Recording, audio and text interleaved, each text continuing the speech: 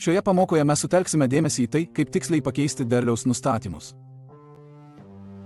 Paspauskite kombaino piktogramą viršutinėme dešiniajame kampe, kad atidarytumėte kombaino meniu.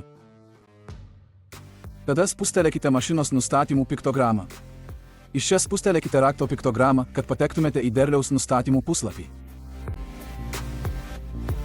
Galite pakeisti grūdinę kultūrą spustelėdami ant laukelio grūdinės kultūros rūšis. Kai išskleidžiamajame meniu pasirinksite norimus kulti javus, tiesiog patvirtinkite ją žalia varnelė.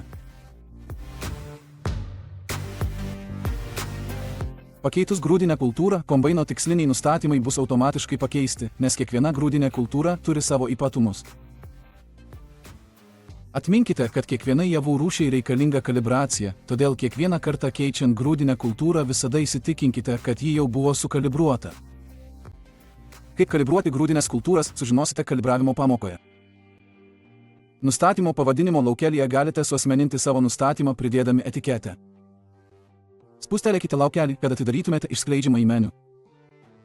Čia galite pridėti etiketę, pakeisti arba ištrinti jau esamą. Norėdami sukurti naujus javų pasirinkimo nustatymus, spauskite pliuso ABC piktogramą ir įveskite savo etiketę klaviatūroje.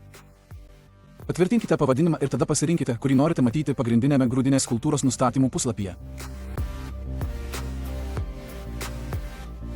Pradiniai nustatymai, pakeitus javų rūšį, visada bus gamykliniai nustatymai. Vis dėlto šiame puslapyje turite galimybę juos tiesiogiai pakoreguoti arba grįžti atgal.